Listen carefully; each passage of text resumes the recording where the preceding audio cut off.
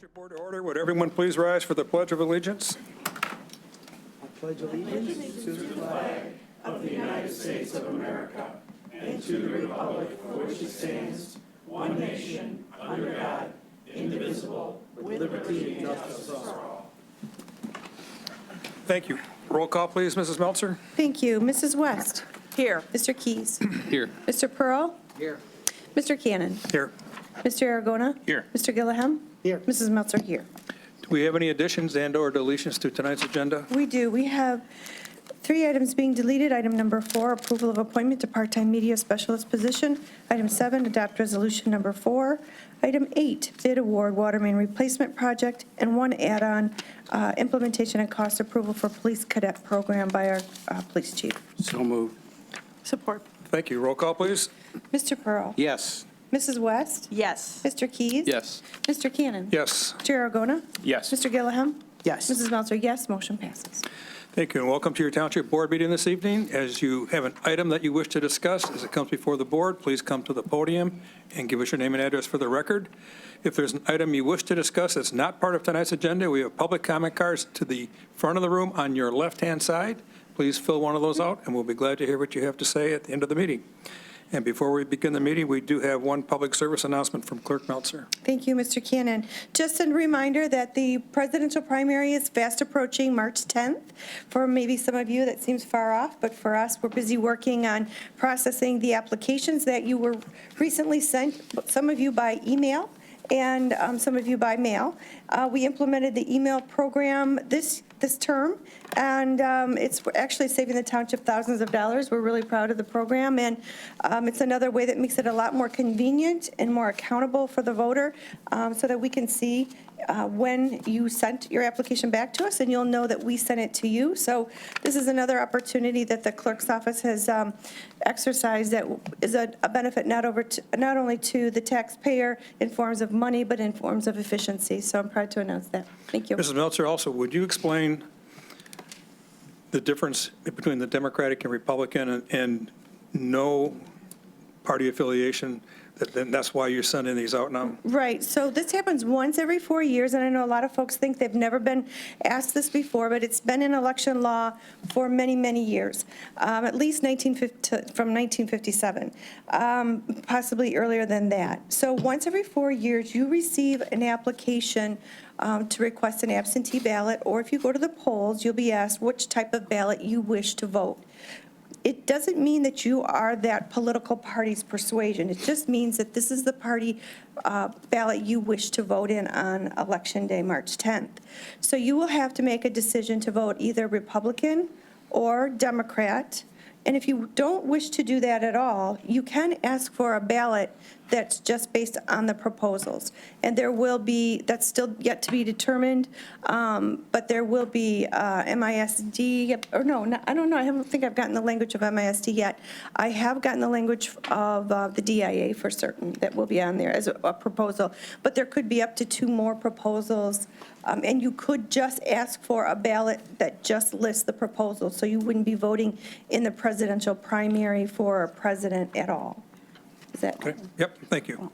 So, With that, we'll take item number 1. just real quick, though, if I could. So acronyms, DIA, meaning Detroit, Detroit Institute of Arts. yeah. And the MISD is the proposal for an enhancement millage for schools countywide. But that hasn't. Through I the haven't got- MISD, and that is considered, they're contemplating whether they place that on the ballot or not, right? Correct, but Okay. that's still yet to be determined, so I just mentioned, the only one that I received affirmative language on was the Detroit Institute of Art.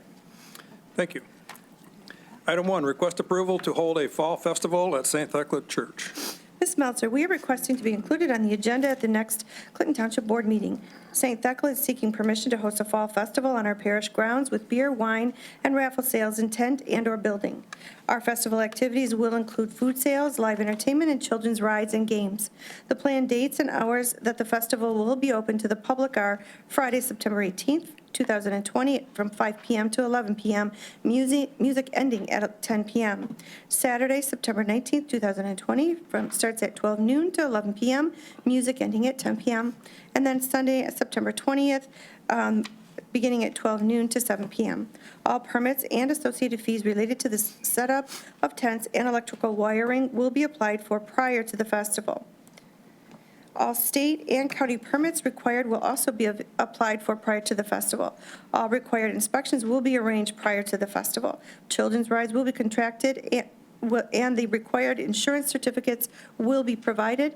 A site plan is attached, and any questions may be directed to the festival co-chair, Timothy Barr. Sincerely, Father Brian Kokenauger, pastor, and Timothy and Karen Barr, co-chairs. Thank you. They did this last year. We had no complaints. It was a very successful event. The neighborhood seemed to like it a lot. And both police, fire, and DPW, and anyone else involved said it went off without a hitch. Mr. Pearl? I agree with you. I'll move to approve the request. Thank you. Support. Thank you. Roll call, please. Question, if I may. Yes. I just wanted to make sure the last time we approved this, Mr. Pearl, you had made every. I'm not saying anything but what's given to me. I'm Okay. not changing anything. I just want to make sure you're certain Notice, that that's how I you. just said as submitted. Yes, okay. Very good then.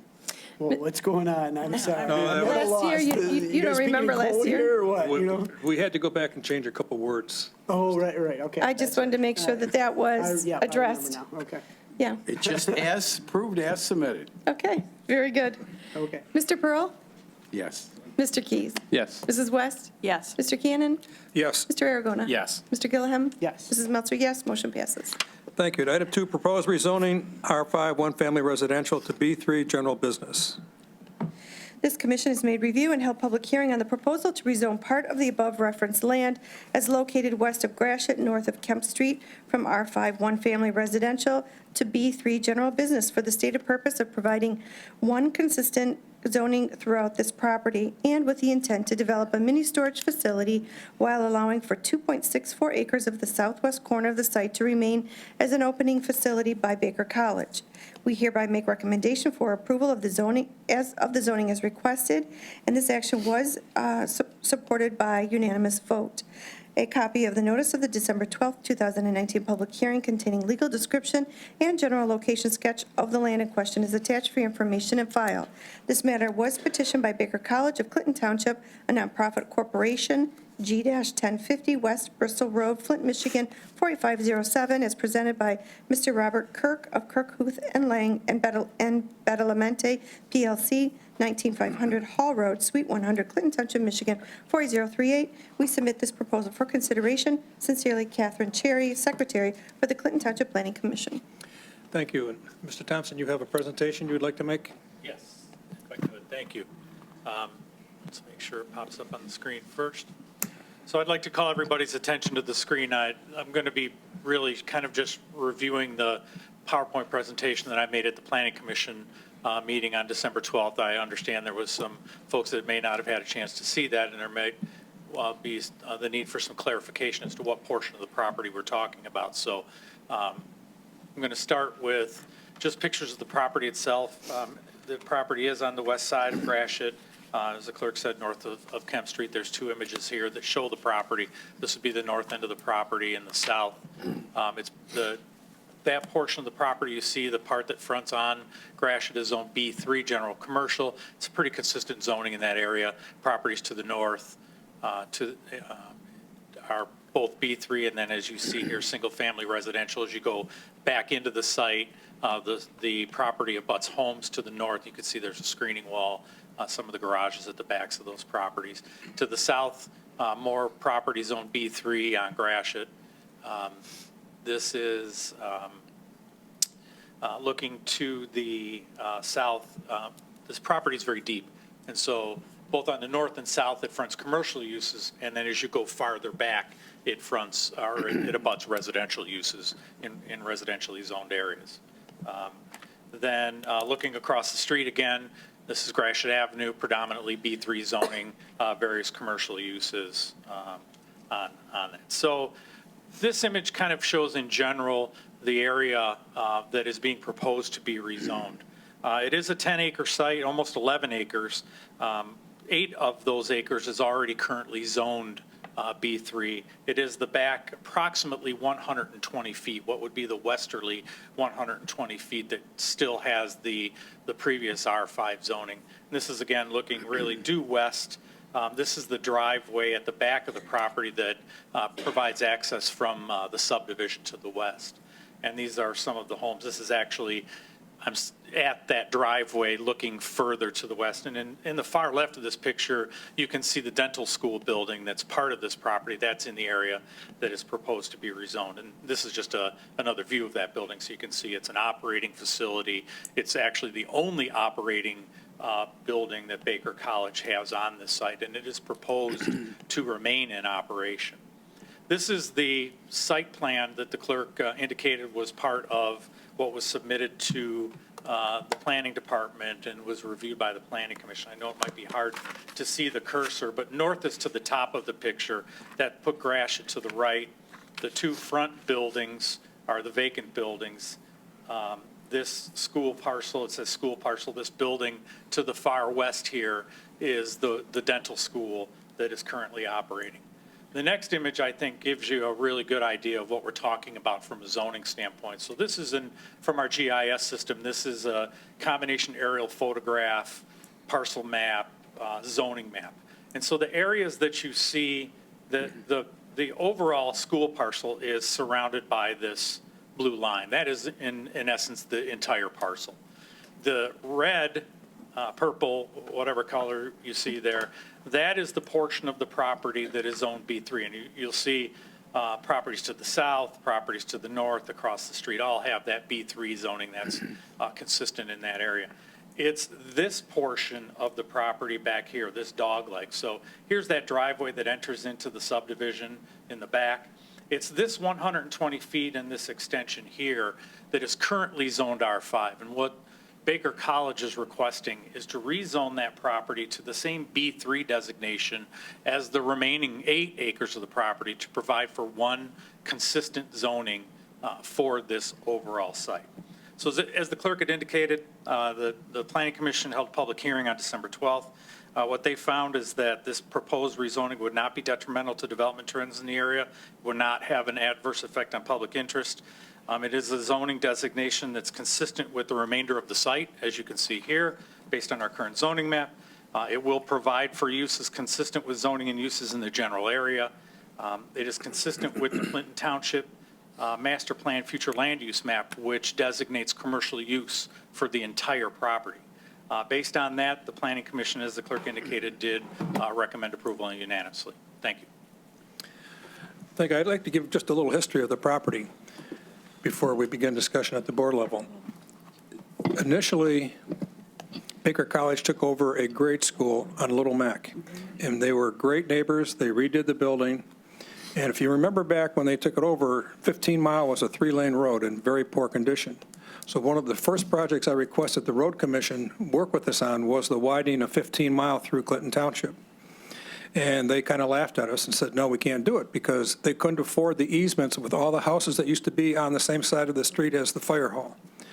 Baker College decided they wanted to expand their parking lot, and they bought all the houses and gave the Department of Roads the easements.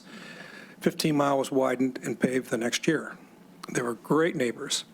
I was at the lunch at the Rotary when Bill Lee and Don Torline, who was the president of Baker College, worked out a deal on a napkin to sell the former car dealership, Oldsmobile, went out of business through no fault of Mr. Lee, to Baker College. They once again took a facility and renovated it and made it into a great location.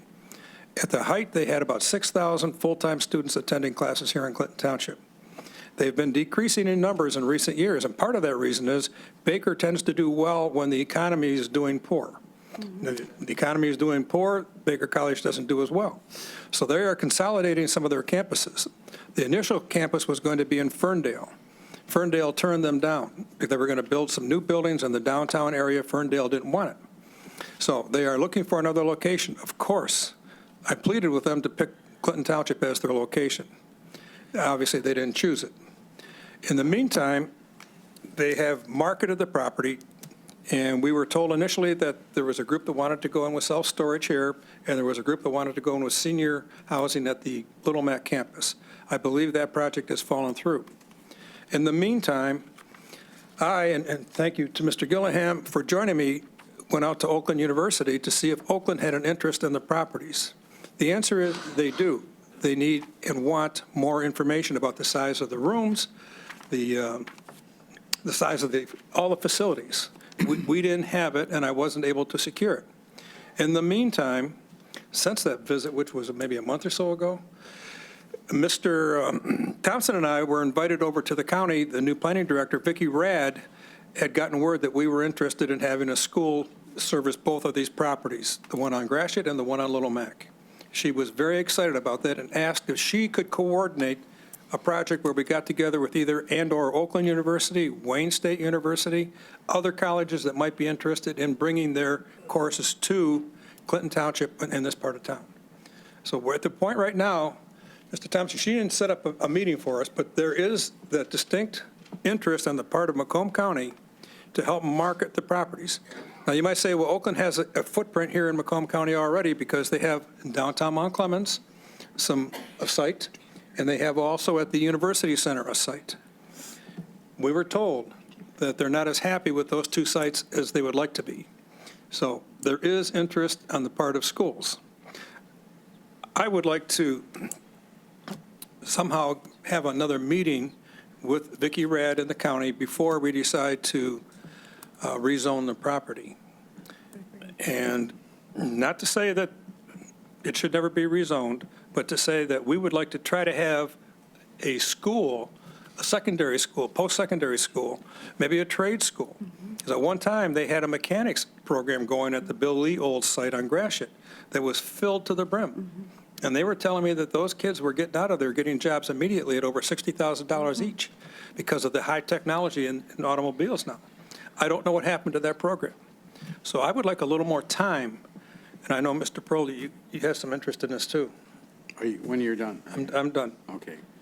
Yeah, we talked about this, and I agree with you. I'm not against the Planning Commission's No, not at all. decision, but I think we need more time. Clinton Township, I don't want it to become a dumping ground for storage. Every time, a building becomes vacant, let's run in there and put storage in. We have, 14, Bruce? 14 storage facilities? Actually, throughout the entire township, we have 21. 21, okay. Correct. Worse than I thought. 5 of them are in Yeah. commercial zones. The remainder are in industrial areas. I know there's a need for storage facilities, but they don't bring any money basically to Clinton Township. It's an empty building. There's no one working there except 1 or 2 people. And there's no machinery. There's nothing there. It's not like you're bringing an industry in or a retail store that people can shop at. There is a need for them, but 21's a lot. So I agree with you 100% that we should not move on this rezoning until they get back to us. But I have a bigger concern, and I'm, of course, been alarmed for years about how Amazon's destroying the retail fabric of our country. I know my wife orders enough from Amazon, but I don't want to see any more empty stores here. I don't want to see buildings going vacant all the time and wondering what we're going to do. So at the next agenda, the next meeting, I'm going to put on the agenda an item to help, I believe, and I hope the board will agree, I'll be putting some facts and figures together, but I think I've located a funding source to hire a full-time economic development director. It would augment Mr. Thompson in planning and Mr. Cannon, our supervisor. They both have very busy jobs here, and I need somebody to go out into the country and locate places and come back. They're doing a fantastic job in Sterling Heights, and I think they have 5 or 6 people in their department. But one full-time person to retain, grow, and attract businesses, to create a more diversified, sustainable economy, to diversify the tax contribution of businesses and industry, and to increase employment opportunity in our township. That's what I'll be looking for, somebody probably with a bachelor's degree in economic development, urban planning, marketing, or and some business experience, of course. So I think we need to jumpstart this.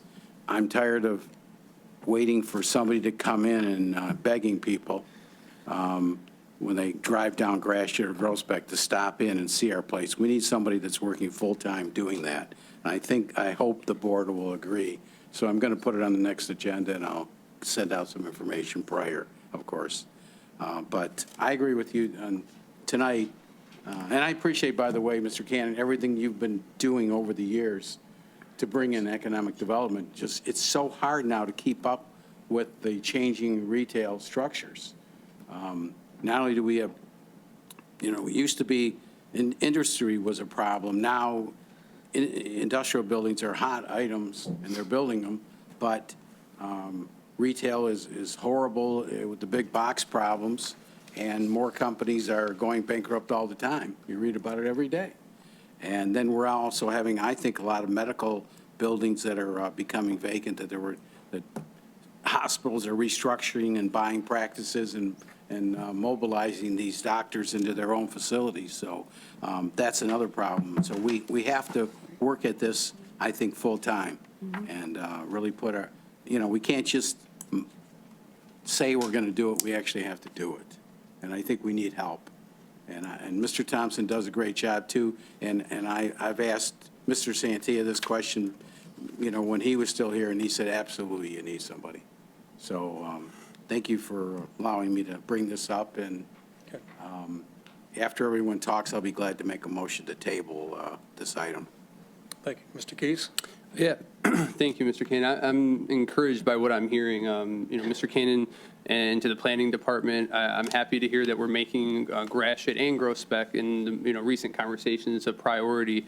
And I think to Mr. Pearl's comments, I'm very encouraged because I think we've been talking about how we can focus more on economic development, but even more redevelopment in the areas in our township that need it most. And I think bringing somebody on that can focus on that and working with the tools that we have with our partners at the county, like you're talking about, Mr. Cannon, with Mrs. Rad, those are the opportunities we have to take advantage of because we're competing with communities to the north of us that are drawing in new people, new amenities, and new businesses. We have to stand out. And so I think this is the perfect opportunity to be talking about this because we've just spent the last year recovering on the basics, whether it's the master plan, the DDA, getting a new planning director. We have really kind of cleaned up what was going on prior, and now it's the opportunity to refocus our energy and capitalize on that growth. So I commend Mr. Pearl for the comments that he made, and also just thank the board for considering tabling this because I think when we focus on what Baker College was to this community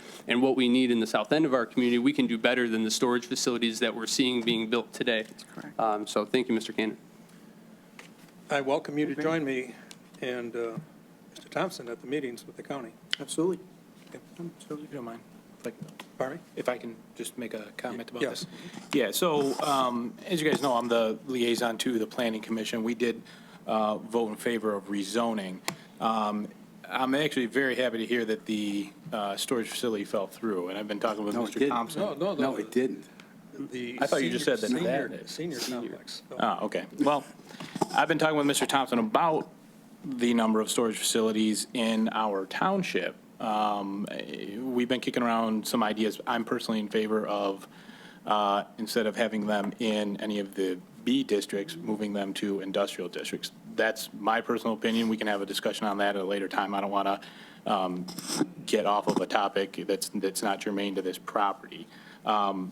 Just for clarification for everybody, the building that's in the back there that is zoned R5, it is zoned R5. It's not a residential use, however. And from our understanding of the Planning Commission, that was still going to be used as a dental school into the future. Now, whether we rezone it, they can still use it as a dental school. If we do rezone it, if we don't rezone it, that use is going to continue. And from my understanding, talking with Mr. Thompson, that's still going to be used as a B3 district, whether we rezone it or not. So in the letter, it's, we saw that there was a unanimous vote to rezone, and that's the reason. So I just wanted to say that. A point of clarification on the dental school, they do plan to keep it. It's filled to capacity at this time. And the other good news is, it's my understanding that McLaren is a partner in that, so that they have other resources to call upon to keep that facility going. So if I could, thank you, and I'm in agreement that I think we need to table this. I want to give folks a little bit of a snapshot of my conversations that I've been having recently since becoming, here on the board, looking at where Clinton Township's at, where do we need to be, what are the things that we need to do.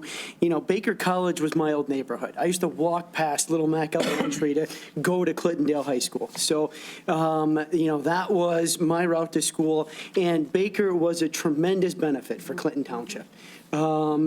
They had a phenomenal program with Clintondale. So a lot of the Clintondale students would wind up going and getting degrees there because they had this great partnership. I've had the opportunity to serve at the state level, at the county level, and then here now at the township. And one of the things that we've advocated for a long time is Macomb County is the largest county in the state of Michigan and the third largest county in the nation without a publicly supported 4-year degree granting institution within our boundaries. Mm-hmm. We lose out economically because of that. And so what do? We go out through the community college and we tax ourselves to build a university center, which is in a sense rental space. Mm-hmm. That's what we do. We build the buildings and we tax ourselves to do that. So that's $0.33 that was originally passed back in 1988. 1992, it was rolled into the base funding of the community college. And then, it was reaffirmed in 92, rolled into the base funding of the community college in 2000. So we still pay that $0.33. We build this rental space and then we beg and plead with these universities to come and offer programs there. And so some do. They have technical programs. They have cohort programs. You can't get a sense as to who's graduating. You talk to the folks at the biggest partner, Oakland University, and we say, give us the figures on who's graduating from there. Give us the figures. Can we earn a degree in Macomb County by taking all of our classes here? And they said, well, no, technically you're going to have to drive out to Rochester. Mm-hmm. And I said, okay, what's the reaction from people when they hear that? And they say, it's really interesting. The people we hear complaints from are not the people from Macomb County. The people we hear complaints from are the people from Oakland County who have to drive out here because the class schedule tends to fit them better. And they have a sense of entitlement out there. It should be available to us. Mm-hmm. We're taught we should settle. We're taught that we should have to drive out to Rochester because the state just doesn't have the capacity for a 16th public university charter. So what do? We have to do something. We focus on building all of these pieces. We build the cyber through Wayne program at the South Campus, and we beg Oakland professors to come out and teach classes out at the University Center, and we do all these cohort programs that our classes are offered in sequence, which miss a class, you're out. You got to wait till the next rotation. It's very problematic. This whole thing is problematic. And what we realize is that all the pieces don't equal the whole. So it was great to have a freestanding, although it was public and although there were some enrollment issues. But the fact is, we need to fight for this. We need to go out and fight for it. And higher education is going to do more than a self-storage or a senior care facility that are pretty much all over the place. And not to say anything because that's wonderful. It's great to make sure we have programs that take care of our residents. Hopefully they can do so affordably. That's the big challenge there, right?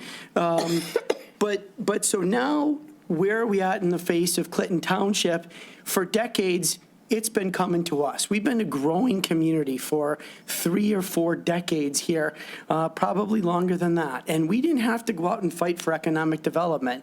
And so as a result, we are now in a position, in my conversation with the planning director this morning.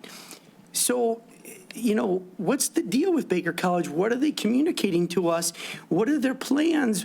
What's the ideal here? Well, the ideal would be to make sure we do the rezoning at the same time that we do the site plan approval.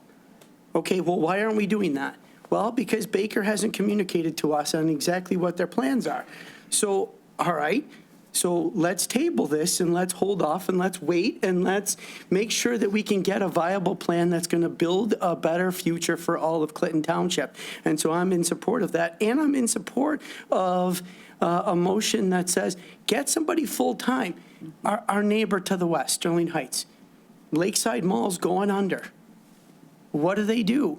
The new owners come in of Lakeside Mall, and they have a team of people that are working directly with the city, and we read these articles in the newspaper, and the planning department is working directly with the economic development team, and they're going to do something that makes sense for the long-term future, and they're going to coordinate those efforts.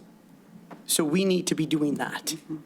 We need to make sure that we have people on the ground. We cannot operate like it's just coming to us anymore. We need to go out and be able to fight for it, and that's to all of our benefit because we keep this community vibrant by doing so.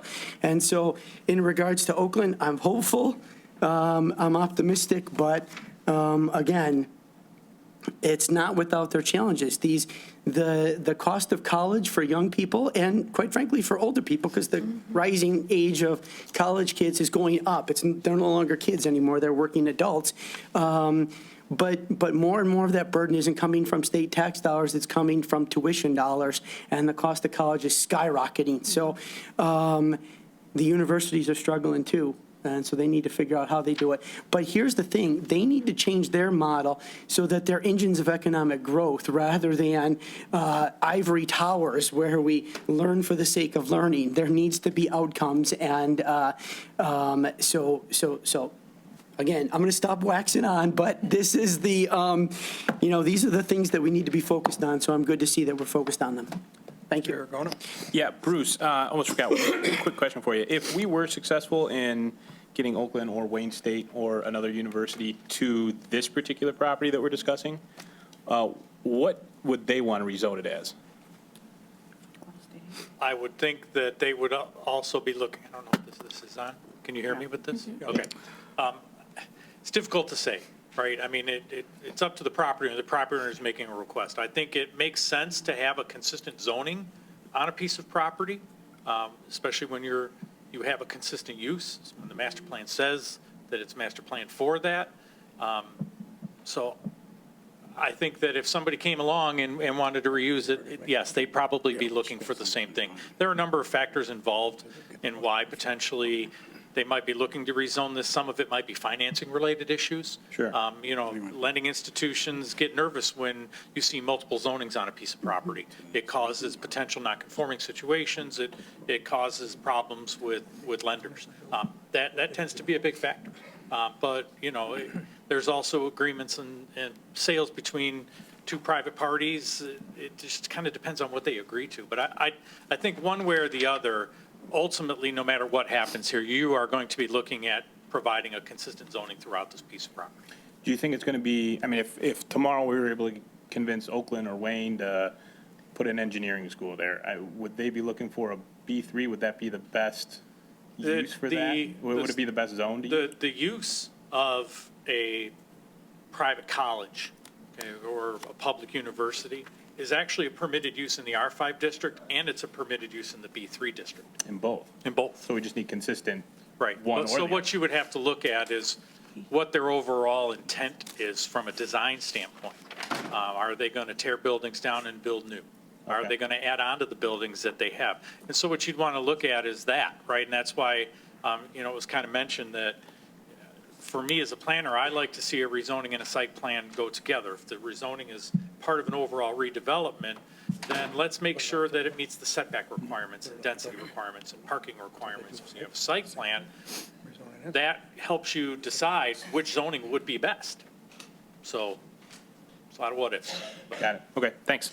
These buildings are in good shape, and in no way do I want to punish Baker College because they have been great community partners. And from the day one they came. Mr. Pearl? Yeah. Mr. Cantor, at this time, I'll move that we postpone this agenda item until the petitioner submits a site plan showing what they'd like to do, and you've had a chance to have your meetings with Oakland University or whoever. Support. Thank you. Yes, sir. It's Sam Bushel, 18546 Wayland Drive.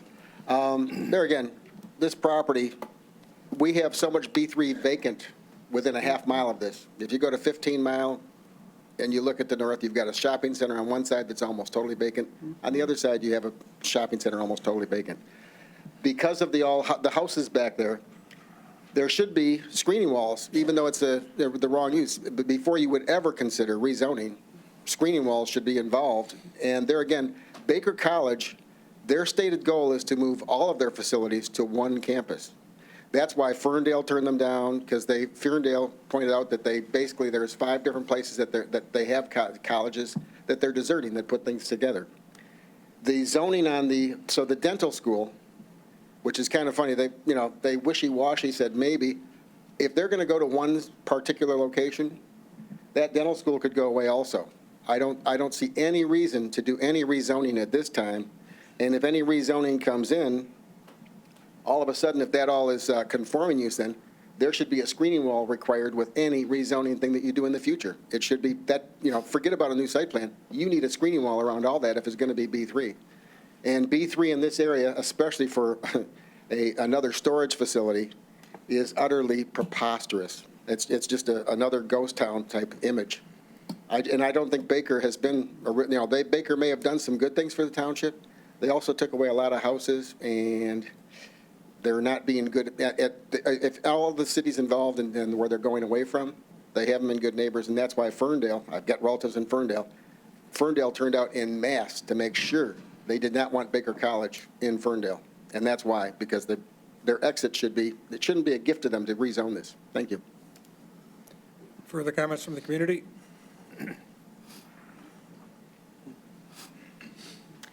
Ava McDowell, 19862 Abram. I'm beyond thrilled to hear that Oakland University is interested in being there. I'm an Oakland University employee, and if we can get Oakland there, there's so many things that can open up for the area. I know a lot of kids. I was one of them. I wanted to go to Oakland, but I couldn't get there and ended up going away to Western so I could walk to class. Being on the bus line, so many kids would now be able to attend a 4-year university. And I'm reasonably certain that, to address Paul's concern, that they would be able to put a full 4-year degree at that location. So thank you for meeting with them. I'm really excited. Oh, actually, the idea came from you. Yeah, I know. And it was a great idea. And I know Mr. Thompson you had a deposition that morning. Mr. Gilliam graciously agreed to come with me. He didn't say yes, he wants more information. Yeah, that's good. So we intend to get it to them. Whatever I can do to help, let me know. Thank you. Mr. Kirk? Good evening, Robert Kirk, 19500 Hall Road, Clinton Township, Michigan. I understand your concerns. I'm a 27-year resident of the township. I'm working with Baker and a potential buyer. How this came about was a potential buyer is looking for a mini storage unit. The good news is that they weren't taking those buildings down. When we looked at this property, we saw it was a split zone, very unusual. I think Bruce will acknowledge that. You usually don't like to do that under planning principles. So the first thought was to get this zone cleaned up, have it all B3, and then move on from there with site plan. So that's how we got here today. I don't know, last time I saw a split zone like this. So that's why it was brought. The plan was, even if there was a sale, that dental school, as you said, is going to continue. They're doing very well there, is my understanding. So that's it. Right. Any questions? Any comments or questions? In terms of a comment, let's do these things together. Let's bring forward a site plan, then ask for the rezoning, so we know what we're doing, what we're getting, and, let's have these conversations with Baker College, because I think we need to re-envision and reimagine what better opportunities might exist for Clinton Township. And I'm not sure what Baker did to market the property. I wasn't involved in that or any kind of contract or anything, just the zone. We stand ready to help them market the property. Again, it's been mentioned here. This is on a bus line. Gratiot Avenue is the largest and busiest bus line in the metropolitan region. More people take that to get to work or to get to school than any place else in the entire Southeast Michigan. So a busy line, accessibility is important for young people seeking public education, higher education. So, 15 miles got a good bus line, too. exactly. Okay, Thank you. thank you. Yes, sir. Ken Lenz, 16408 Alliston Street. I just have one quick question. You guys were talking about a lot with Wayne State and Oakland University. Have you guys looked at like any other schools that would possibly take over, like you mentioned, trade schools, like a Northwestern Tech or anything like that? Like you said, along the bus line, some areas in that community aren't like necessarily the greatest. So access to people for like a little less expensive education. My wife's an alumni at Oakland University. I'm going to be paying her student loans until forever. So, you know, to have like a high-end university like Oakland filling that area, but maybe not like marketability or anything like that, if you guys searched outside, it seems like you're kind of just putting all the eggs in one basket of like, we want to get the 2 top schools in here to occupy that area, but what other ones have you guys kind of looked at or kind of researched? That's what the county asked us at the same time, and the county said they were going to put together a list for us. Okay. And yes, we are interested in that. Sounds like we need an economic development director. Well, the answer is for Oakland University, there is no good bus line to get students to Oakland University. Yeah. And that is a big problem for them. Yeah. But as Mr. Gillihan mentioned earlier, one of the things that I didn't know is that it's difficult to get some of their instructors to come to Macomb County because by contract, they don't have to. Yeah.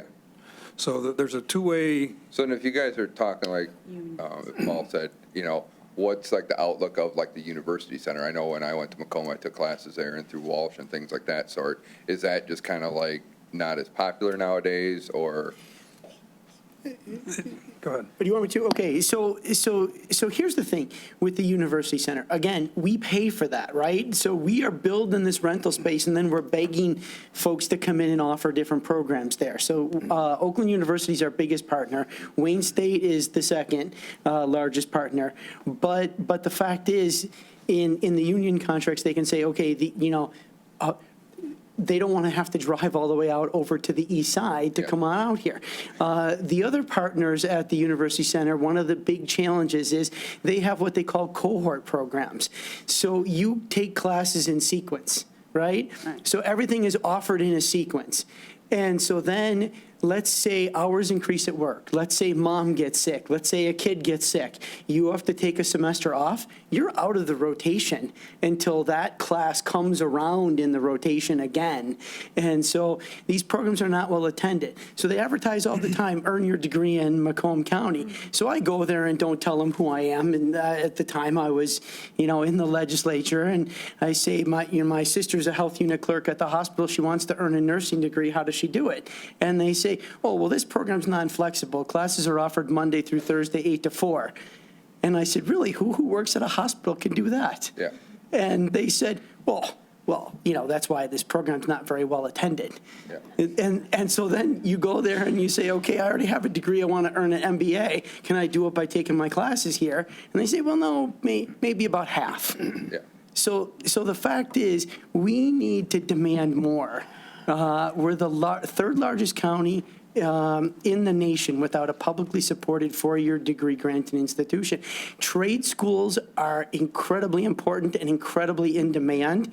Arguably, we have the best community college, I think, in the state. So I think you could argue in the country. Macomb Community College is very well attended, does a great job, and they have a lot of those technical trade programs there. But why not think outside and even beyond? Why not put together apprenticeship training schools that are already existing to then be able to get an associate's degree along with it? These are the types of things that are just not happening, but they need to happen in order to be economically viable in the future. Have there ever been any talks of Macomb providing a four-year degree ever? My dad's a part-time instructor there, and I know that's been talked about in the past, about them possibly getting accreditation to do bachelor degrees. Has that ever They've been? really not shared that with us, but I've heard rumblings of that, but I don't see that happening. We may be a Okay. little beyond our, Okay. The other thing to keep in mind, just as the big boxes are going under because of what you said earlier, so are some of the colleges because of online classes. And I know that there are several major institutions in the state that are suffering greatly and are trying to figure out ways to get a satellite campus like this. Yeah. So we're going to explore that. Okay. All right, thank you. Thanks.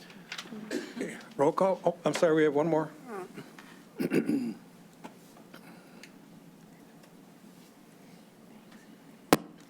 Helen Adamo, 19236 Broad Acres. I've lived in this township for more than 50 years.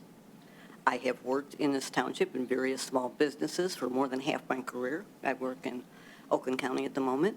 And when you have a small business, which, okay, you're going to zone this for business, you want neighbors that bring you in business. I mean, a lot of the small businesses I worked at, we would get somebody, oh, I've been going next door for years. I didn't know you were here.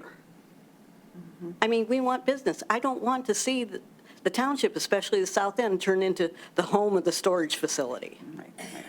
I mean, I passed 3 of them on my way to work, and that's before I get to 16 and Grossback. So, I mean, I really don't want to have another one in my path because, number one, they're not used by people in our vicinity. They're used by people who are out of the vicinity because I have friends that buy the unused or the ones they don't pay the rent on anymore. These people are not from the immediate vicinity of the rental area. They're from the next township over, the next county over, the 2 counties over, because they find personal belongings with addresses. Because they can't get storage there. Why do we have to be the dumping place for storage facilities? But this is not about storage tonight. This is about But this is in the rezoning. rezoning. They wanted it rezoned to put storage in. No.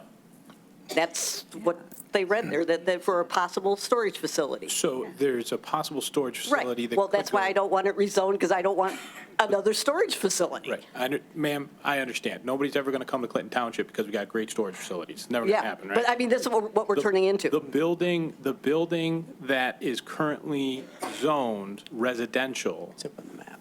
if you take a look on the left side of that picture, you see what's in yellow? That's currently zoned residential. Mm-hmm. Yeah. Right now, there's a dental school there. Right. Okay?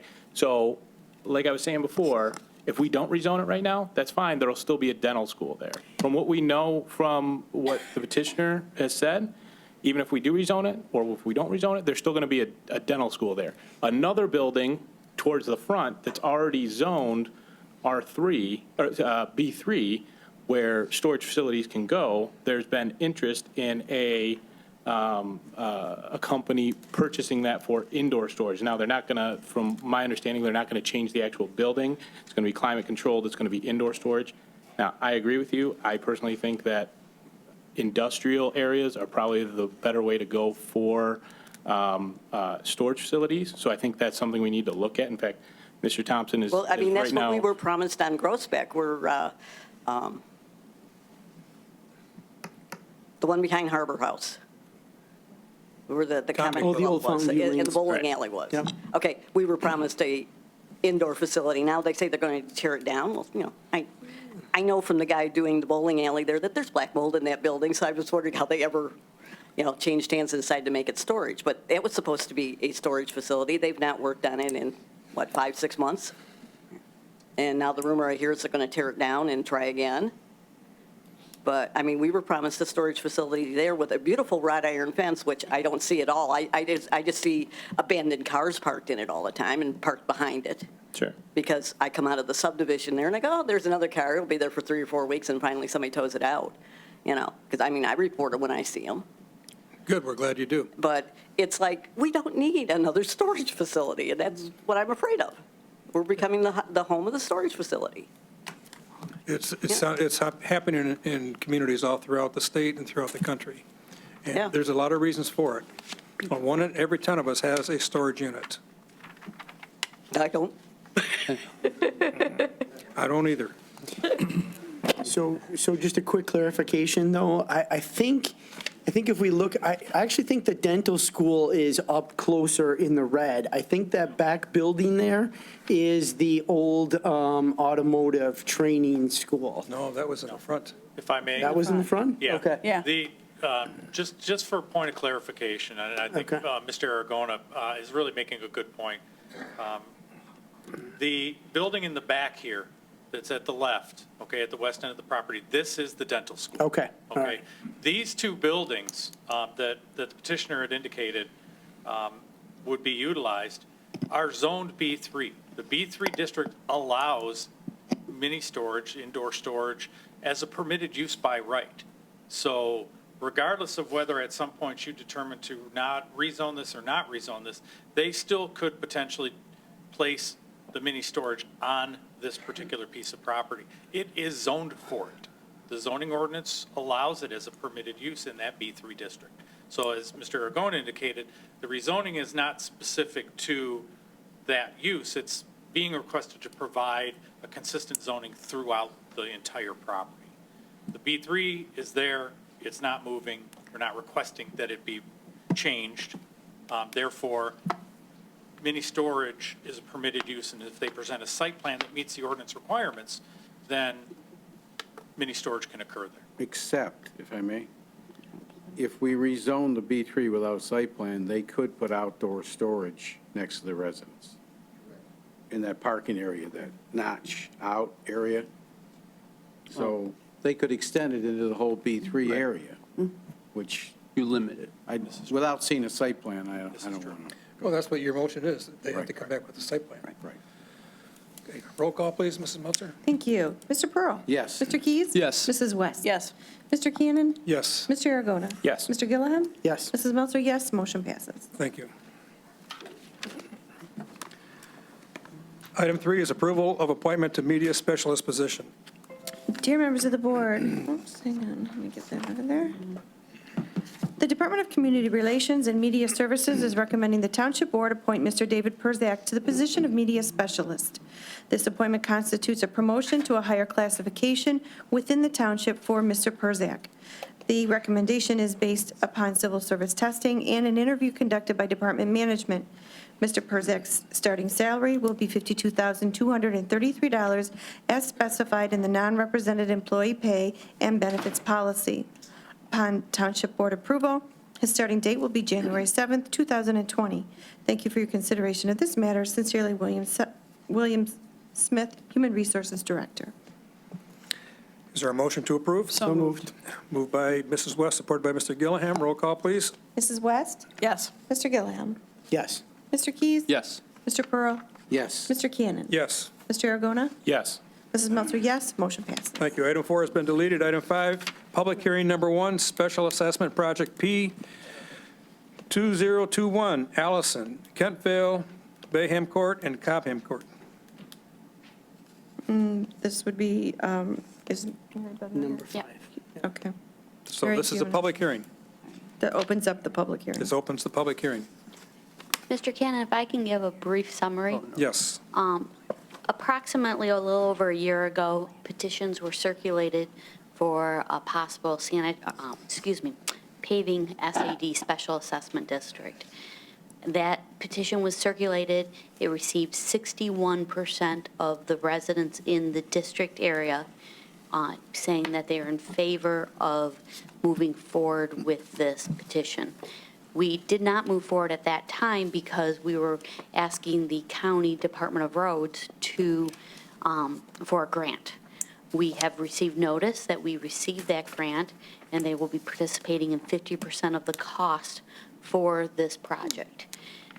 We also looked at, since it's been a little over a year with the signatures, we also went back and looked at the signatures to verify that nobody had moved away. And there were 2 properties that had new property owners that, when we looked at our records. So now, instead of 61%, the percentage is 58, which is still well over the minimum, over 50% for a special assessment district. What you're looking at is us doing a paving SAD, with the half of the cost from the county, you're looking at approximately $200 a front foot. I say approximately, we have not engineered these plans yet or bid them out. The reason number 7 was deleted is because that is to schedule the next public hearing, but you don't schedule that until you open bids and you know the exact cost. So that will be down the road in a month or 2 once we coordinate with the Department of Roads and so forth. So that's why that was deleted. think that pretty much covers kind of where we're at and the grant, and if there's any other questions as people come up, I can answer them. Mr. Aragona? Yeah, Mary, taking a look at this map, last year we did do Picton Court, correct? Correct. Okay, so that was one of the projects from last year. And then there's two houses at the beginning of Picton with a 70 and a 75-foot frontage respectively, north to south, So those two homes were not in the Picton Court SAD because of the driveway? because their driveways are actually on Kentvale. Okay. So at this point now, so their frontage on Picton has already been done, but now the frontage on Kentvale. And that's how to determine if you're in the district is basically where is your driveway. If you have a U-shaped driveway and it goes on both, then we have equations and stuff to try to equate that for you. Okay, yeah, I wanted to make sure they weren't getting sucked into two there, so thank you. Mr. Gilliam? So Mary, I want to make sure that we clarify this and that I understand it correctly. So the county has this grant, right? It's like a $3 million allocation from the Board of Commissioners that goes 2 million. over to, 2 million? So it's $2 million from the Department of Roads, but it's for all townships in Macomb County, is that correct? Correct. Okay, so although it's all the townships, there's all that growth in the north, and then there's us in Harrison Township. So we've been the ones, because we're an older community, we've been the ones actually doing SADs, and as a result of that, we've pretty much sucked up all of that grant for In the previous past few years, right? Okay, so now there's actually other communities stepping up and applying for that grant, is that correct? Last year, there were, the other communities received the grant as well. So the Department of Roads told us, okay, you can't get a full 50%, we'll fund it at a lower percentage. Do we recall what that was? I have notes on it, but Yeah. that was, But it was like a third or something like that, So the right? reason this, to just cut to the chase, is the reason this has taken so long is this is actually 2 years of funding. They did grant us some funding from the first year, which would have been last year, right after the signatures were particularly circulated. And then what happened was, and that was for 500,000, but that wasn't half. That would have been, just doing quick math, 33%, because we're at a little less than, say, 30%. Right. So then we reapplied again, and they gave us the remainder amount, so that way it's the half. So the estimated, that was circulated was about a $1.7 million project, and they are matching that half. So we're using 2 years of the county's grant to get to the 50% match to help defray the cost of the residents, or the residents would be paying a higher percentage of like 70% or something to that effect, or they'd be paying 100% if the grant didn't exist, right? Correct, but there was Okay. talk of the grant, and people knew that. I Yeah. do want to caution us also that the county said they would not be doing this 2-year thing in the future, but because this one was so large, and Yeah. because of last year, they had already granted, they gave us an exception to the rule. But, so for future, don't think we're going to get it over 2 years. Yeah.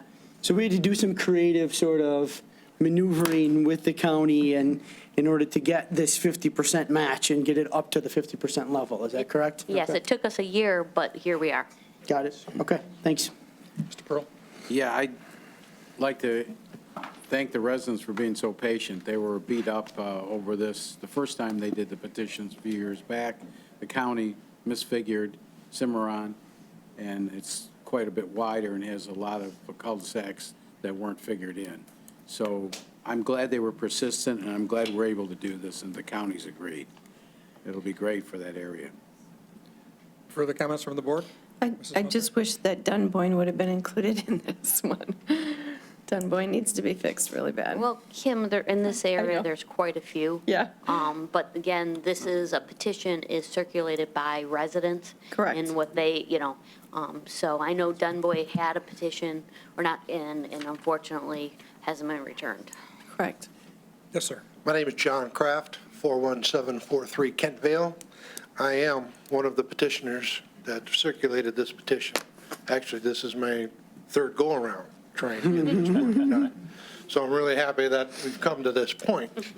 But in the letter that I received, there's an intersection at Kent Vale and Bayham, and Miami School goes into that intersection as well. My concern is that that intersection is not going to be done. There is a new cover over it, which was a part of the Cimarron project, but I know what's under it. It's not going to last. And I was wondering if there was any way that this intersection could be included in this project. We can talk with the Department of Roads, but unfortunately, what happens is, this is an estimate that you sign saying how much you're willing to pay, and by state statute, we can only be 10% higher. So we can look at that and see if that's something that we could include.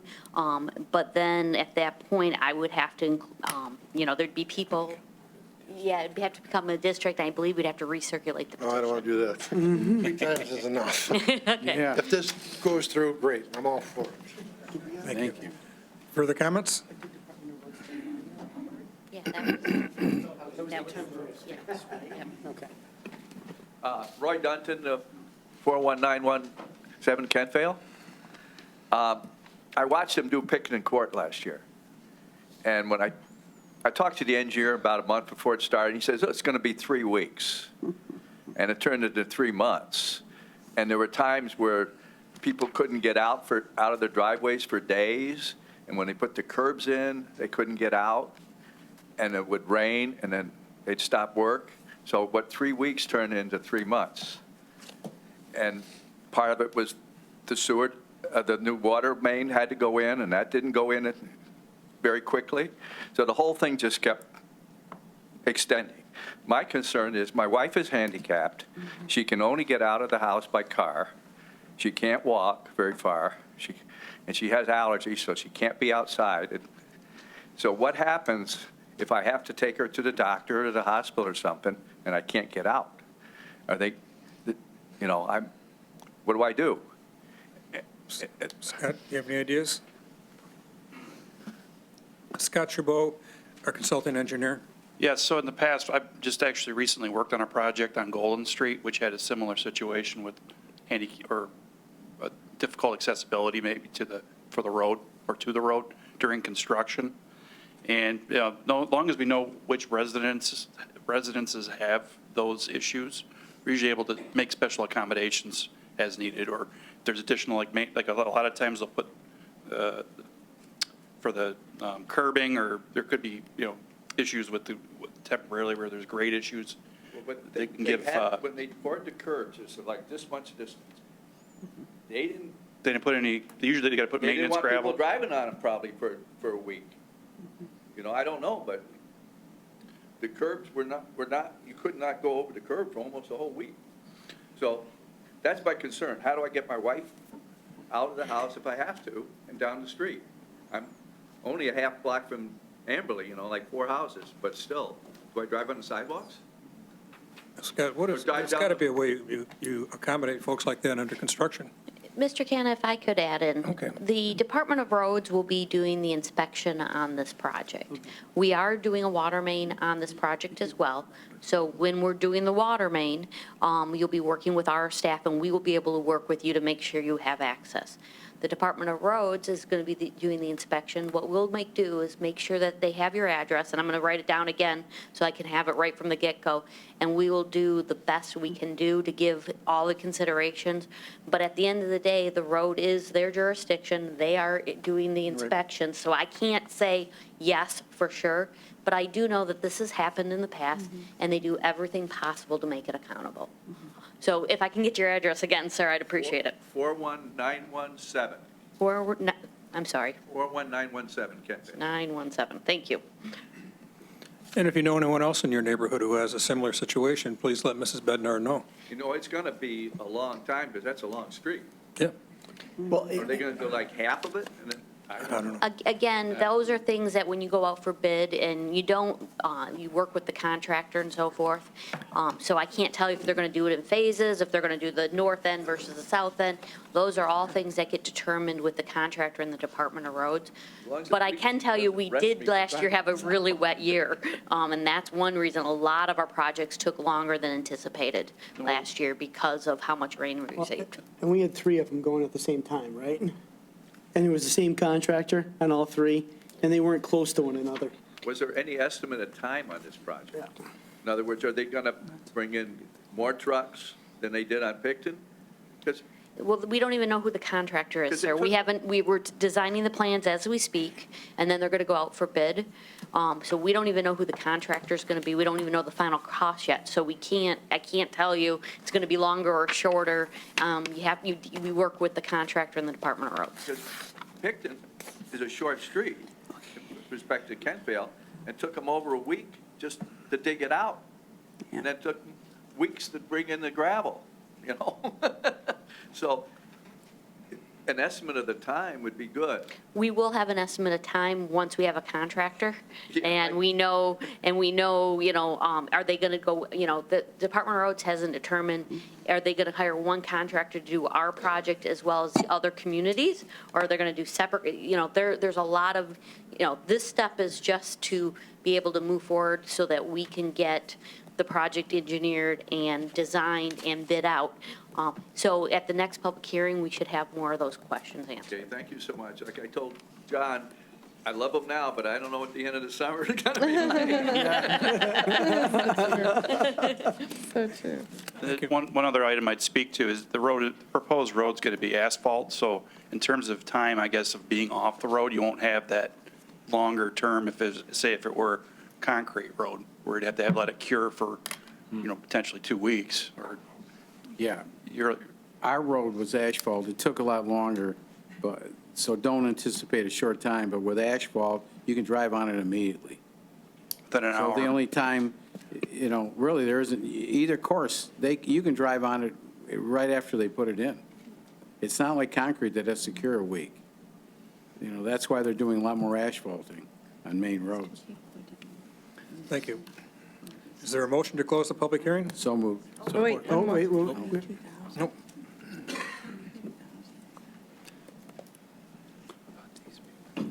Yeah, hi, Frank Jelinek, 41941 Kent Vale Drive. And just a few basic questions. I guess one to Roy's point, we're talking about what the contractors can do. Are we writing up anything up front I'm sorry, go that ahead. would specify what our expectations are of the contractors, as opposed to going out for a bid? Our plans are drafted up by our consulting engineer. They are then reviewed and approved by the Department of Roads, who own and has the jurisdiction of the roads. The specifications are also their specifications. So we have no say in that. We have to meet their requirements and work with them on their, based on their templates. But we can't have a performance contract, can we not? The Department of Roads does not do performance contracts. And why not?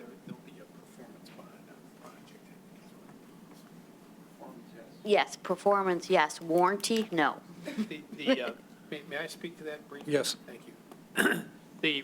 Just real quick, the road department actually has jurisdiction on the roads. Yeah. We have the ability through the public act that we're working under to basically just pay for the project. Now, we get more involved than that. As was pointed out, we've got our engineers working on this and having input on it, but the ultimate responsibility is with the Department of Roads. They do tend to follow and utilize the same contractual provisions over and over. A lot of that actually originates from MDOT, where they borrowed some of their specifications. These projects will almost always have, and in this one I would expect it to have, a performance bond that's issued by a surety that's got qualifications and a material payment bond. And there will be deadlines for completion in the contract itself, and there will be processes for dispute resolution and so on that are pretty standard put into these contracts. Yeah, because when we watched the court being done, all we could think was, those poor SOBs that live in that court. I mean, it took so long, it was pitiful, But the contracts will look very similar to Picton. Again, though, last year was a very wet year, and we had issues on lots of projects because of the weather. Just about when everything got dried out, it rained again, and we started over. Okay. And just one procedural question. When I looked at the petition and that, One thing I didn't notice, my understanding is, once we proceed with this, I'm assuming it's going to go forward, that if you move from your house, you're basically on the hook to pay off the balance or transfer that cost in the sale to the buyer. Is that correct? Those are generally issues that are determined by the nature of the financing that the purchaser to the home has. In other words, more often than not, when you sell your house, your buyer is going to end up getting financing to help pay for the home. And whether or not they will allow the special assessment to be continued to be paid over the time period that's provided, as opposed to having it paid off and rolled into the financing on the home, that's a decision made in conjunction with whoever the lender is going to be, who's providing the financing to the buyer. Yeah, I understand that, but basically, if I'm selling my home,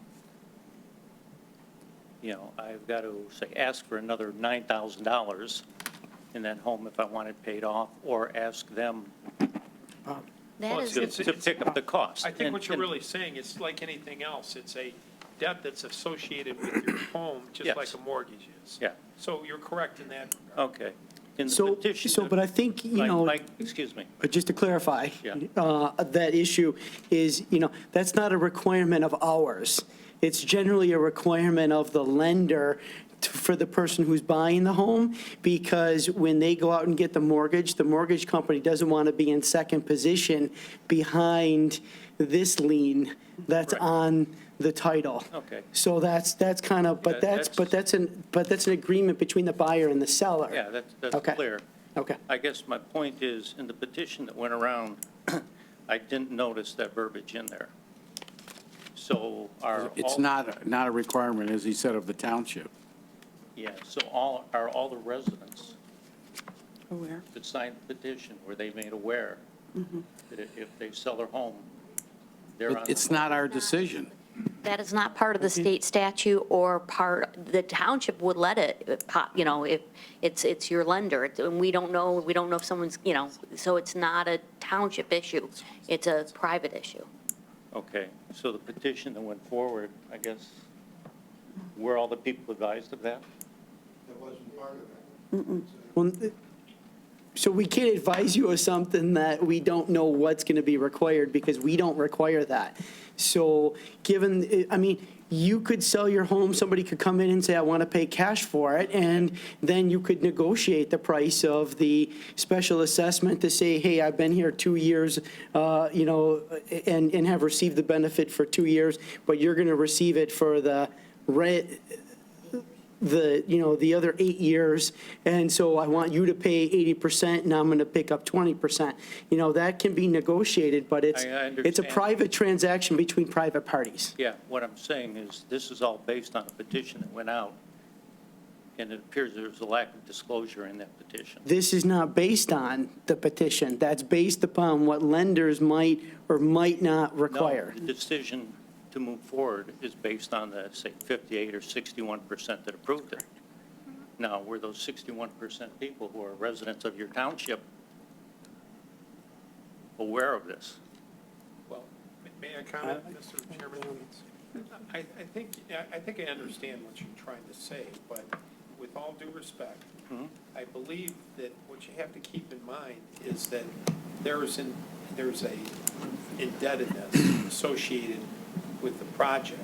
Yes. And what the township does, of course, is it allows the residents to pay in a number of different ways. If you want, you can pay it all as soon as you get notice of it. You don't have to pay it over time and in installments.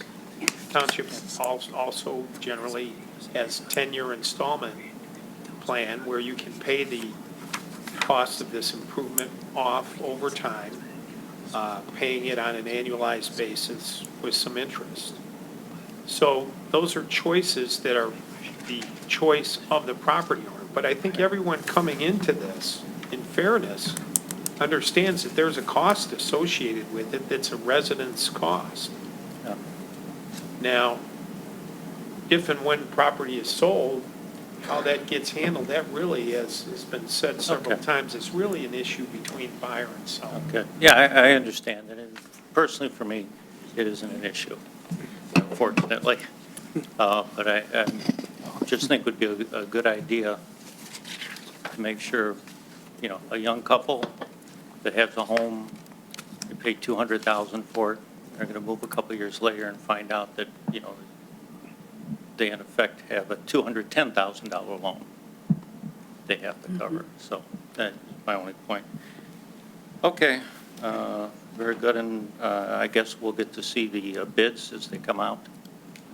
Bids are all open publicly, but that's handled by the road department. Yeah. So you'll have to coordinate with them as to when their bid opening date is. Okay, thank you very much. Thank you.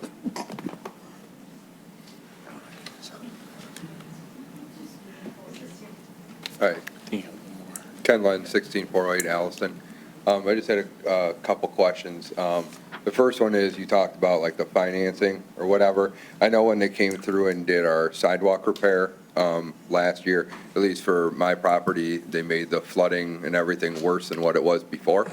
So I wasn't too happy with paying for it. But the terms that were disclosed for that was like 3 years at 0% for, you know, my bill happened to be like $380. So what type of financing terms are they going to look at for the road one? Obviously, the bill is a heck of a lot higher per household that we're all going to have to pay. So, you know, what, is it a 10-year, 15-year, 1%, 0%? It's a 10-year. The interest rate has not been established yet because we have to wait to see what the current rates are and so forth. Okay. That will be part, I believe, of the second public hearing, correct? When we set that. Okay. Now, what determines the interest rate? So like, obviously, a big project might be more beneficial to have 0% interest, but yet I paid 0% interest on a bill that was only $380. So it's just costing me a lot more for this huge repair than it is for a small repair. Well, the market rate determines interest. Yeah. Okay, well, how would a sidewalk repair get done at 0% interest then?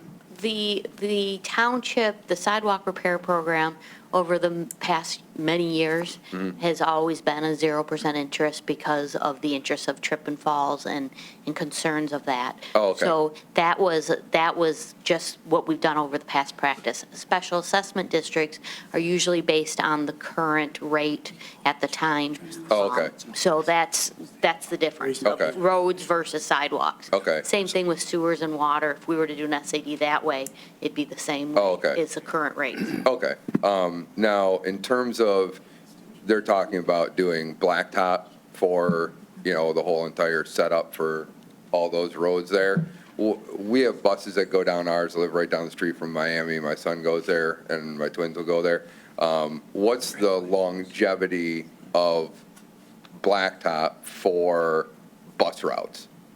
Because obviously, we don't want to just pay this off, and then in 10 years, the road's all jacked up again, and I got to turn around and pay for it again. The standard that was being put in, because it is a new road, it's asphalt, but it is a new road, is the current Department of Road standards. I'm going to give you textbook answer, 30 to 40 years. Okay. The same thing with, it's the same as concrete. Okay. That's textbook. In this case, it was 30 to 40 years, and it's, you know, well, obviously, it's in bad condition now. Yeah. But it lasted longer than that. Okay. Now, in terms of, like, when they did Picton Court, there were a lot of trucks up and down, you know, Kent Vale, and it made that road probably 100 times worse than what it was. Is there any bit of money coming from the contractors for making that road way worse?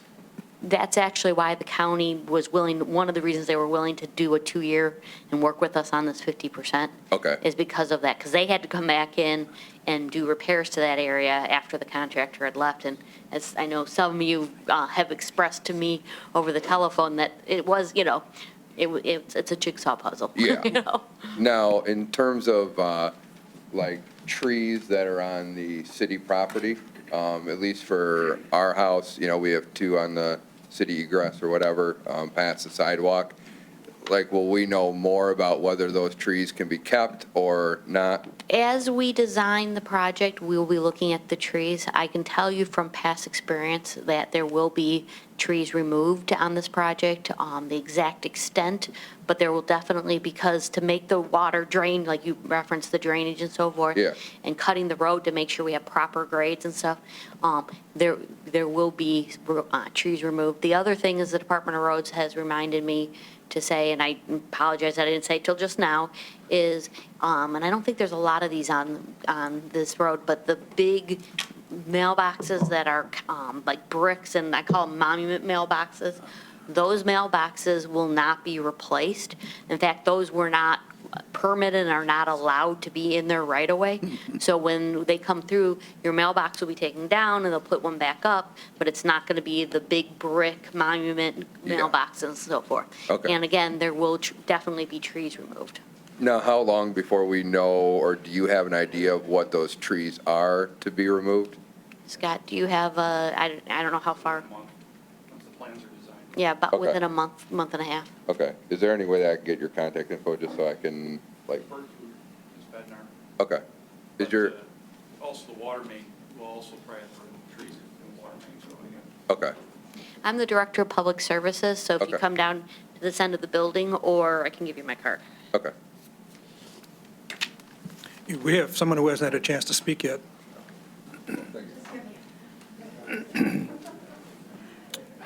Very briefly, I'm Donna Koskis. I live at 41845 Kent Vale. And I was just wondering, I want to thank you for working so hard to get this project done.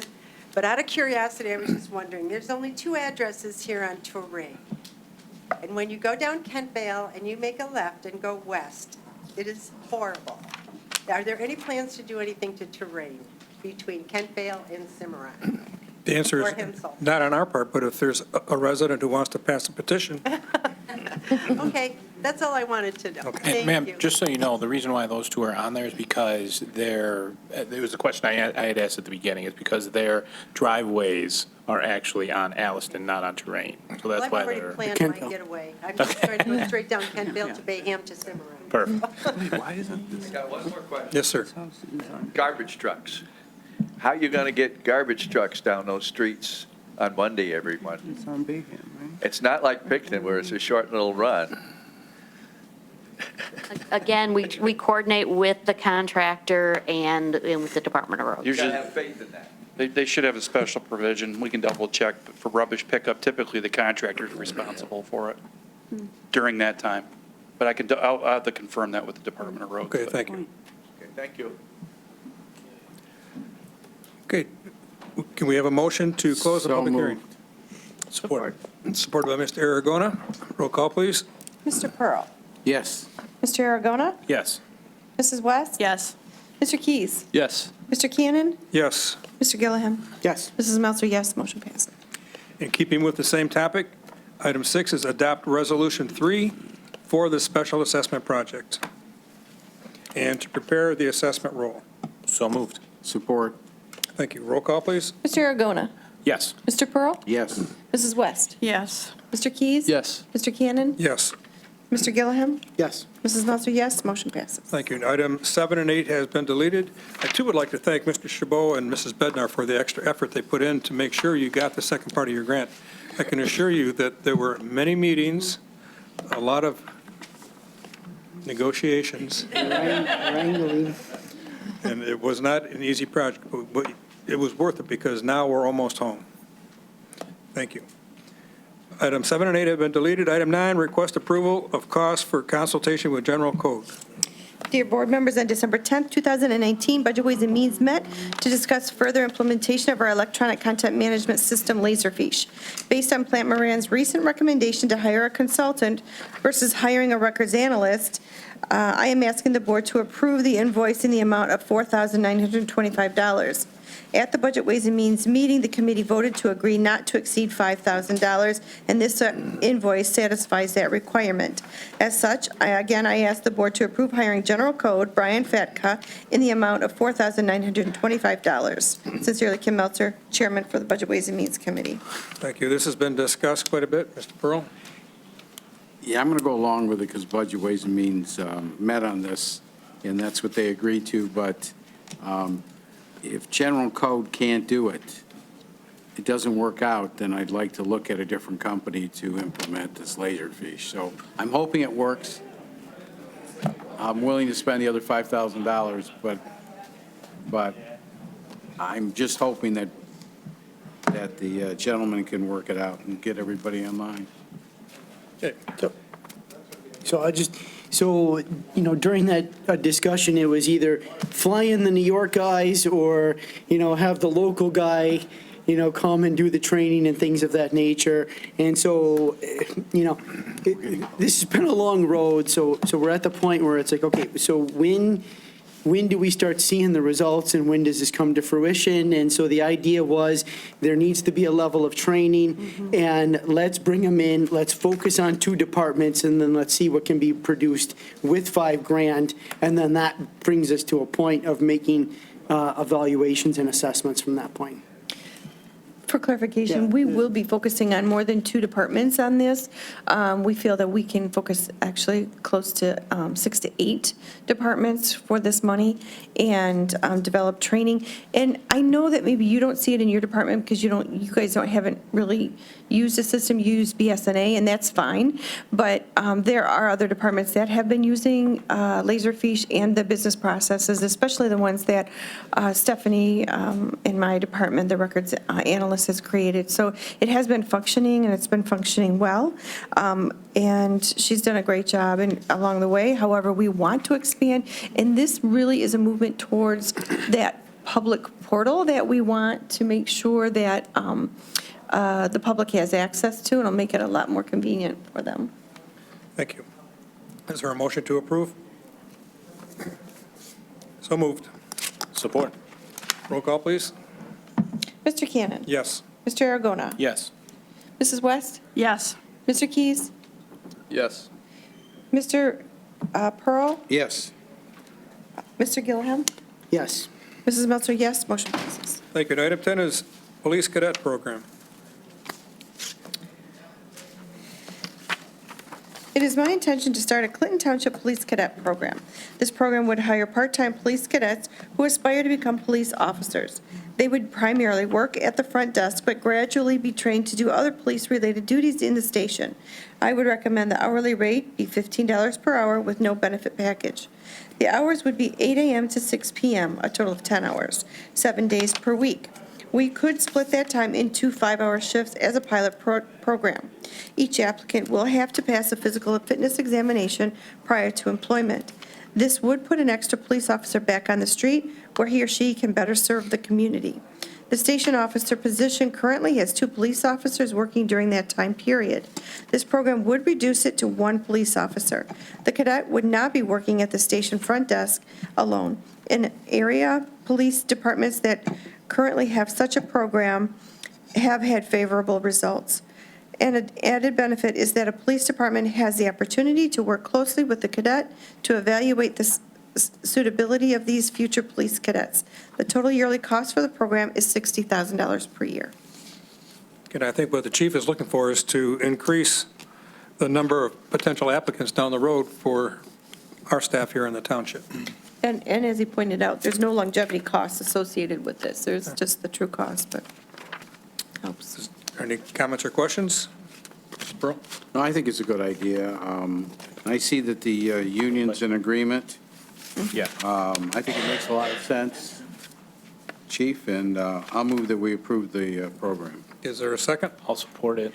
Mr. Aragona? Chief, I just got a quick question for you. How long would like a normal cadet be working each week?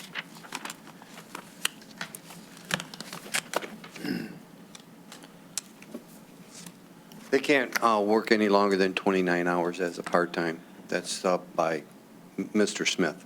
Okay, so you plan to maximize that? Pardon me? You plan to maximize that? No, we're going to be very flexible because our intention is to get these students that are in the criminal justice program, say they're going to Macomb.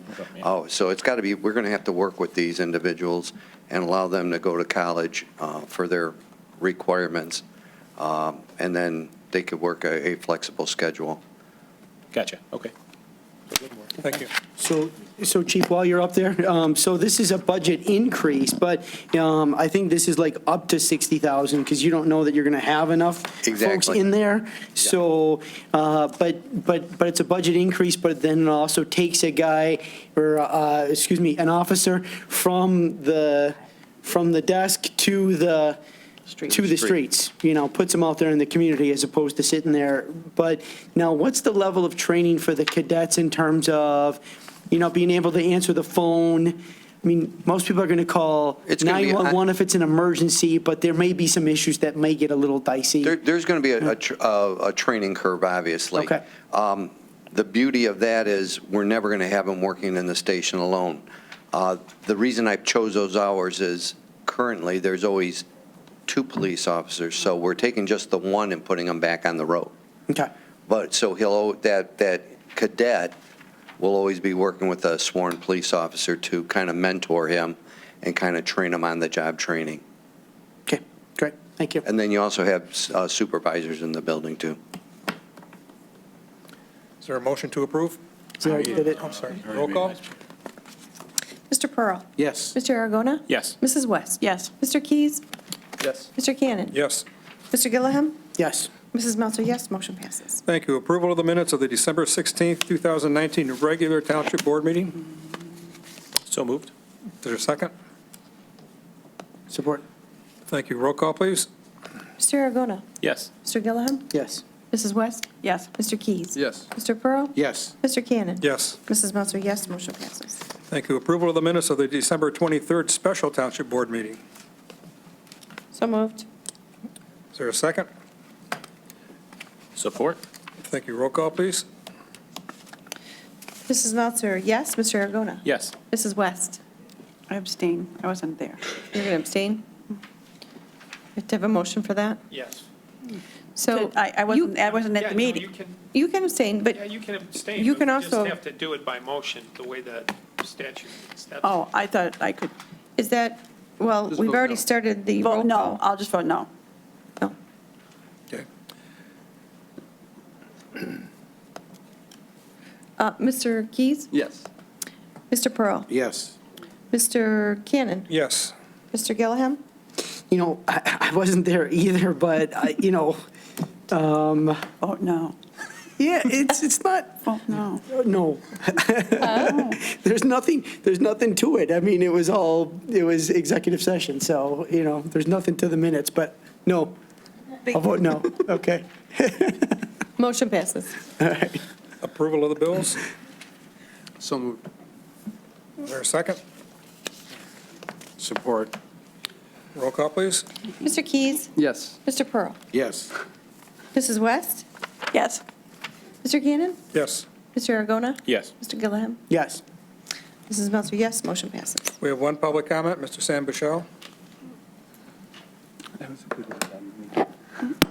At the last regular board meeting, after my public comments, the board made the motion that I didn't understand the meeting that I had with Ms. Bednar and the building inspector and the planner. Actually, it didn't say I didn't say the right thing, because actually, the point of that meeting was, in commercial properties, you can put up a fence with no permit. In residential properties, we have to pay.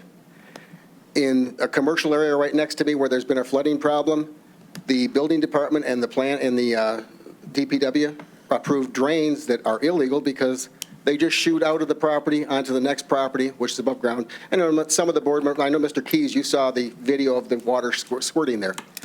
This is terrible, but that's all I'm going to say on that, is the fact that I just wanted to point out, if somebody re-looks at what was said after I talked, wasn't that I had things wrong, it was because I just didn't understand the meeting. Now, what I'm talking about is on Groesbeck.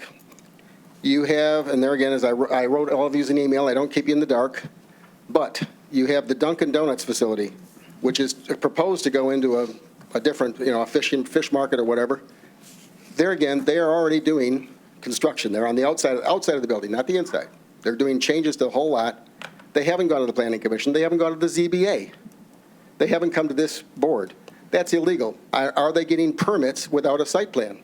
I mean, there's a lot of construction. You can go by, you can see all the new wood, a lot of construction. There again, residents, if we put up a little bit of a fence, we have to go and update everything to the latest standards. Across the street from there, next to the McDonald's, you have the Velick property, which there again has not been at the ZBA yet. They went to the Planning Commission, and what they have to go to the ZBA because they're requesting some wild variances. There again, they couldn't get permits because they don't have an approved site plan until the ZBA has gone through. They're going to go by there. They've got construction going on above and below ground, and there again, because their variances, apply to where the building is and the fencing and everything else, it's wrong. And once again, the last thing is the Pahoa Express property that this board granted a variance, special land use, that after their new building was constructed, it was supposed to be reverted to the original condition. As of today, it is a trucking firm with a illegal gravel lot that you've approved. It's got chain link fencing right out to the property line in every direction that it didn't have before. There's not one bit of landscaping. There's signage there. When is it going to be reverted? There again, what you voted on was it was going to revert to its original thing, or they were going to have to go to the Planning Commission. They're not in front of the Planning Commission. They're not on they have not done anything. I hope this board honors the fact that we are paying you to follow the law. And there again, when you don't follow the law, such as with these drains, if they cause 5 seconds. Governmental immunity goes away when you approve something that's illegal. Thank you. Thank you. Motion to adjourn is in order. So moved. Is there a second? Support. Roll call, please. Mrs. Meltzer, yes. Mr. Gilliam? Yes. Mrs. West? Yes. Mr. Keys? Yes. Mr. Pearl? Yes. Mr. Cannon? Yes. Mr. Aragona? Yes. Motion passes. Thank you. Meeting adjourned.